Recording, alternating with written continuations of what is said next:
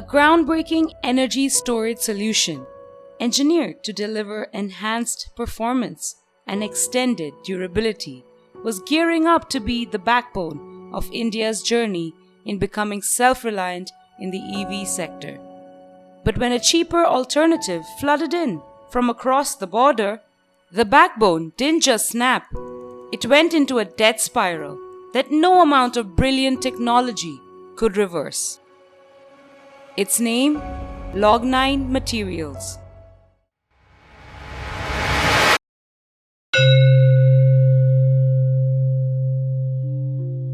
Welcome back to the Flop Side, the podcast where we uncover the stories of Indian startups that once soared only to come crashing down. I'm your host Priyanka, and last week we watched a little yellow bird try to build a digital public platform for those who think, dream, or argue in a different language. This week, we're trading social media for something physical and much heavier. We're talking about batteries. Not the TV remote kind, the much larger electric vehicle kind that Log9 Materials, an impressive deep tech startup, tried to re-engineer. Brilliant scientists, patriotic ambition, and real institutional backing, all of it pointed toward a genuine breakthrough that had the potential to end India's dependence on foreign resources. This is the story about how innovation turned into mounting debt.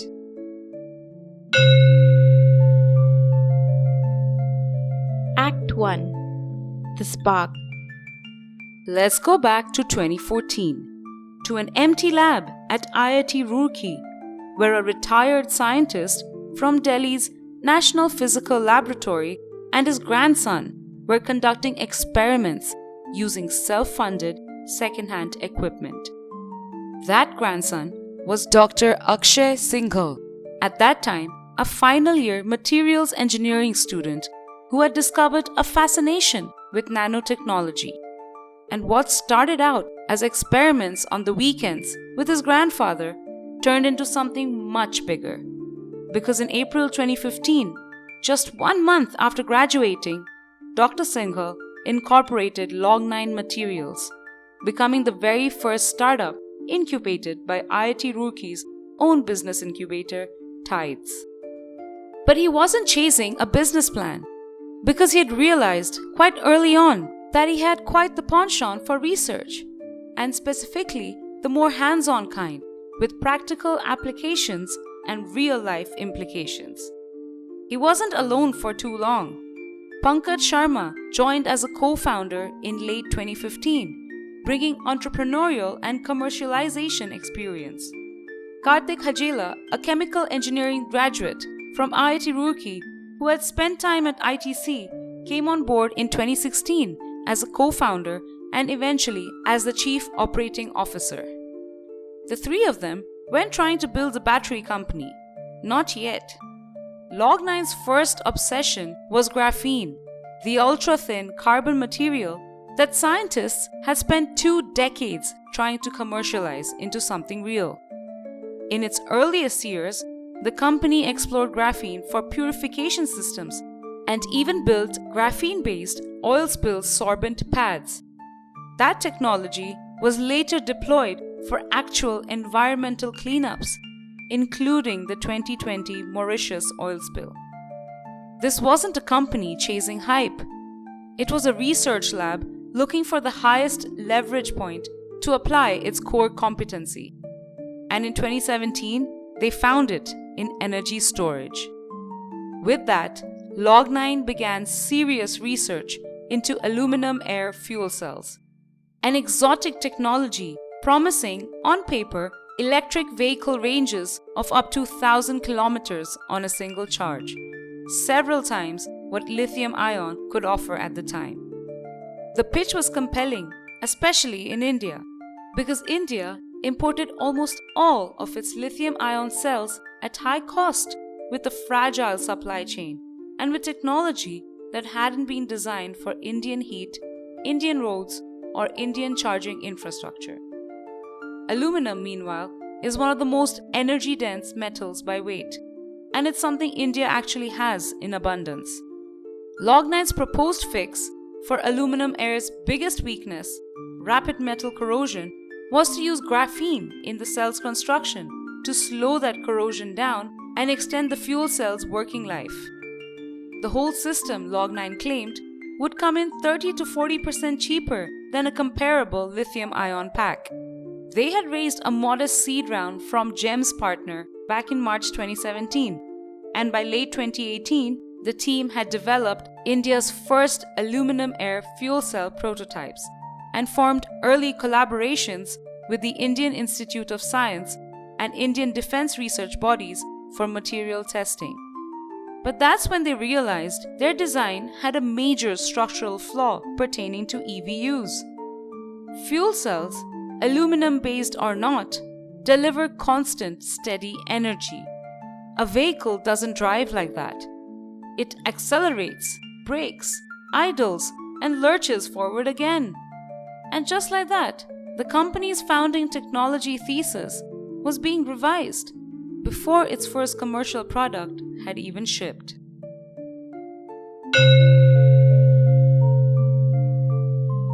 Act 2. The Illusion. But this startup's journey had only just begun. The mismatch between what the aluminum air fuel cell could deliver and what an electric vehicle actually needs pushed Log9's engineers towards a hybrid approach. So in 2019, they made their pivot official, and the company threw its scientific weight behind lithium titanate oxide batteries, LTO for short, a chemistry known for extremely fast charging, exceptional cycle life, and unusually strong performance in extreme heat. Given India's climate and still developing charging infrastructure, this looked like a perfect fit, and that bet earned them their first serious institutional stamp of approval. Log9 raised approximately 25 crore rupees in a Series A round led by Sequoia Capital India and Xfinity Venture Partners. That capital funded the development of an EV battery testing pack, and by 2020, the company had launched what would become its signature product line, RapidX. The claims were bold, and Log9 marketed them aggressively as a range of fast-charging batteries engineered specifically for the tropical belt. RapidX batteries could reportedly charge in 15 to 30 minutes compared to the industry's typical 4 to 5 hours. They could survive more than 10,000 charge cycles, and they could operate in temperatures ranging from minus 40 to 65 degrees Celsius. The pitch was simple: 9 times faster charging, 9 times longer life, and 9 times the performance and safety of a conventional battery.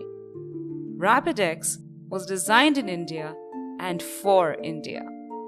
But before we continue with the energy storage saga, I want to share an anecdote from the days of the pandemic, because Log9's response says something really admirable about the founders. Instead of laying off employees, like so many startups did, 𝗧𝗵𝗲 made a deliberate contrarian call to keep the team building. In 14 days flat, Log9's engineers designed and shipped the Corona Oven, a UV disinfection device that ended up capturing 70% of its market category within a quarter and was deployed at Bangalore's airport and even the Prime Minister's office. It wasn't just good PR. It taught the team something they'd later lean on heavily: how to move from concept to ship product at startup speed. That same instinct for product development carried into the EV business. In 2021, Log9 partnered with Hero Electric to supply RapidX battery packs for their electric two-wheelers. They also teamed up with 𝗧𝗵𝗲 Mobility to launch what it called India's fastest charging electric three-wheeler, the Rage Plus. On the funding side, the momentum was just as dramatic. Log9 closed a Series A Plus round of roughly 63 crore rupees, led by 𝗵𝗲 𝗏𝗏 Batteries, one of India's established battery manufacturing giants, in August 2021. This was followed 2 months later by an additional 15 crores from Petronas Ventures, the investment arm of the Malaysian energy giant. That same year, Log9 was named Top Innovator at the Economic Times Startup Awards. Log9 was riding real momentum. In January 2023, the company closed a massive 327 crore Series B, led once again by 𝗵𝗲 𝗏𝗏 and Petronas, with participation from few others. When asked about it, Dr. 𝗧𝗵𝗵𝗲 said, "The recent round of investments will allow us to grow our battery manufacturing capabilities to a 2 gigawatt-hour capacity by the end of 2024 and commission India's first fully integrated lithium-ion cell production line. Furthermore, over rupees 100 crore will be invested towards advancements in cell and battery technology stacks." Now the startup wasn't just building batteries anymore. It was building the manufacturing infrastructure underneath the batteries, which is a fundamentally more ambitious game. In the meantime, Log9 also diversified aggressively. It launched 𝗧𝗵𝗶, a line of stationary energy storage systems for residential, industrial, and commercial use, built on the same lithium titanate oxide chemistry. It partnered with metastable materials on battery recycling to recover more than 90% of the raw materials from old lithium-ion batteries. It signed a strategic collaboration with 𝗧𝗵𝗲 𝗙𝗵𝗲, the Japanese auto components giant, to co-develop EV powertrain systems in September 2024. And critically, to accelerate revenue, it moved into EV leasing, buying electric vehicles from OEM partners like 𝗚𝗵𝗲 and Quantum, fitting them with its own batteries and leasing them out to fleet operators. It worked, at least on the top line. Company revenue climbed from roughly 25 crore rupees in FY22 to 110 crores in FY24, a jump of more than 4 times in 2 years. At the time, Log9 looked like a supercharged company, successfully converting patents into real scaled revenue. But on the inside, their battery had already started overheating. Act 3. The Crack. The thing is, Log9's entire cell manufacturing strategy depended on machinery imported from China, and critically on Chinese engineers physically traveling to Bengaluru to install, calibrate, and commission that machinery. But relations between India and China had been tense since the 2020 border standoff, and the government's visa approval process for Chinese nationals had slowed to a crawl. This seriously delayed production, but even after that result, the 150 crore rupee Bengaluru factory, meant to optimize Log9's operations, never really scaled to its planned 50 megawatt-hour capacity, which meant Log9 remained dependent on imported Chinese cells for much of its own supply chain, the exact dependency it had been founded to eliminate. But here's where the real cracks started to appear. Because while Log9 struggled with red tape, the global battery market was moving at a completely different speed. Chinese-made lithium iron phosphate or LFP cells were crashing in price. Battery pricing that had sat at around $95 per kilowatt hour plunged to somewhere between $45 and $53 within about a year, driven by the immense scale of Chinese manufacturing. LTO's core selling points, faster charging and longer cycle life, simply couldn't justify that kind of price premium to cost-sensitive Indian fleet operators and EV manufacturers, especially once Chinese LFP technology had also improved its own real-world performance.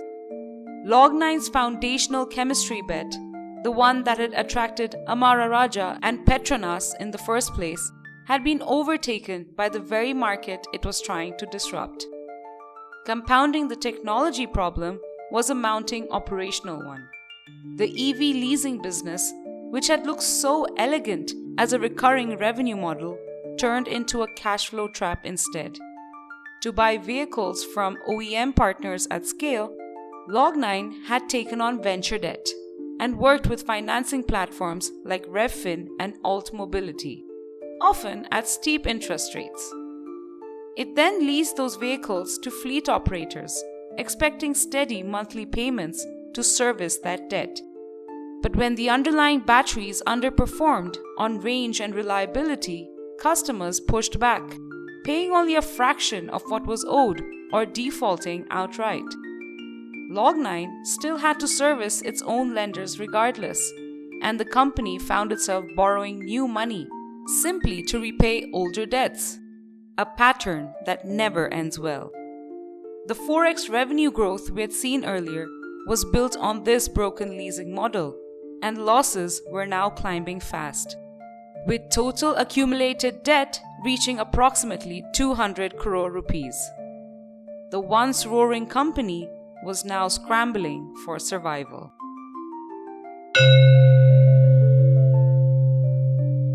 Act 4. The Fade. Layoffs started in earnest. Offices were being shut down, and employees went unpaid for months. In October 2024, in a clear signal of retreat, Log9 sold its railway and electric truck battery divisions and an associated manufacturing facility for 40 crore rupees to Jupiter Electric Mobility. Co-founder and COO 𝗏𝗏𝗙𝗹𝗏 also resigned to join Jupiter. Soon, it reached a point where vendors weren't being paid and asset financiers began repossessing the very vehicles that were supposed to be generating lease revenue. Finally, in November 2025, the Bengaluru bench of the National Company Law Tribunal formally admitted Log9 into insolvency, closing the book on the company that had once promised to make India self-reliant in battery technology. In a LinkedIn announcement about his Log9 journey, Dr. 𝗧𝗵𝗲 also shared his thoughts on what India needs for the future. As he stated, India's energy independence will not come from startups' hustle alone. It needs long-term policy support, patient capital, and strategic industrial protection. Because without it, no matter how innovative we are, we'll remain dependent on foreign supply chains. And he is right to make the call to action for the ecosystem around him. Because whilst a lot of government support does come in the form of subsidies, incentives, and schemes, there's still a lot more that needs to be done. And even failed attempts like Log9's aren't wasted efforts. Now, before we get into the takeaways from this episode, we want to try something a little different this season. If you've been with us since season 1, you'll remember that in our 10th episode, we introduced the 𝗧𝗵𝗲 framework. 6 pillars that we built to help analyze exactly where and why a business breaks down. From this episode onward, we're going to run every startup we cover through this framework and let the lessons emerge. Think of it less like a summary and more like a diagnostic report. So let's get started. The very first pillar Log9 runs into is Tantra, the internal systems and back-end processes that keep a company functioning. A strong Tantra asks a simple but unforgiving question. Can your internal machinery actually support the ambition your business plan is promising? And to be fair to Log9, some of what it built here was genuinely impressive. It stood up India's first indigenous lithium-ion cell manufacturing line, an infrastructure achievement almost no startup in the country had attempted before. But the same ambition that built that facility also pushed the company to try owning the entire value chain behind its battery, manufacturing the raw cells, assembling the packs, and leasing out the finished vehicles, all at the same time. Each of those layers is capital intensive on its own. Attempting all three simultaneously is a Herculean task that leaves almost no room for error, especially for a startup with limited capital. Which is the real lesson sitting inside Tantra. Vertical integration can absolutely be a great strategy. It gives you more control over your business. But every layer you bring in-house is also a new layer you now have to get right, with no one else to lean on if it breaks. Then there's the thing that actually put Log9 on the map, the RapidX LTO batteries. They charged faster, lasted longer, and held up better in the Indian climate than most of what else was on the market. A genuine, defensible technical achievement. On a spec sheet, that's an excellent product. This is exactly what the Yantra pillar is built to interrogate. Not just what a product is, but whether it's the right tool for the world you're actually selling into. Because Yantra isn't only about performance, it's about how that product is priced, positioned, and scaled for the customer actually buying it. And in the case of Log9, a technically superior battery still had to face off against a much cheaper Chinese alternative in a market as price sensitive as India.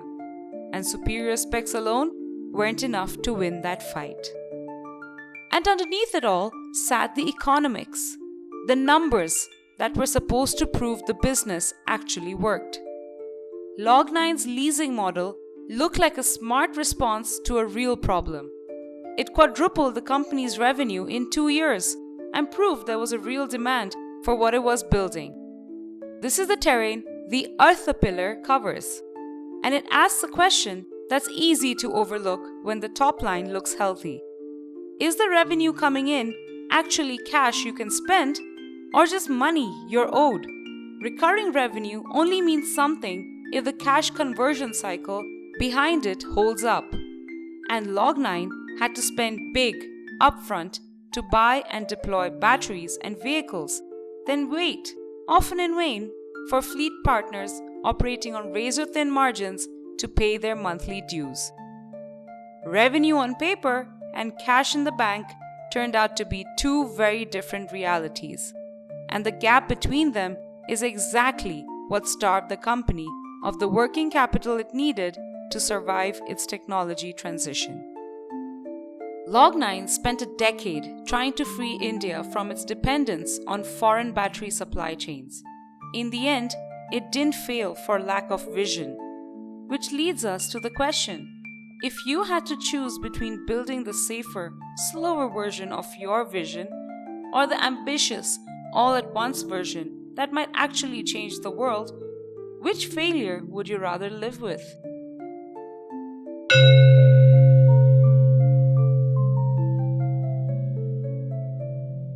And that's your charge for the week.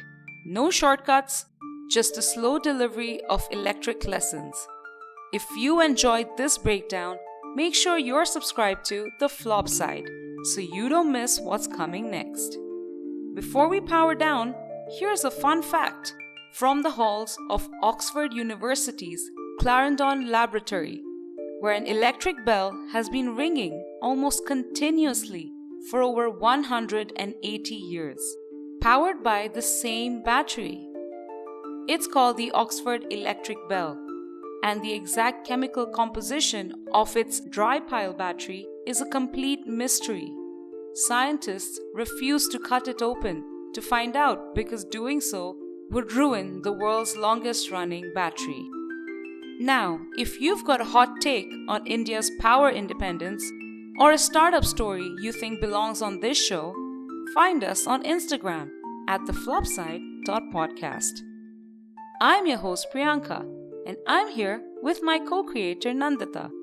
We'd like to thank you for hanging out with us this week on The Flop Side, where we show you the flip side of flop startups.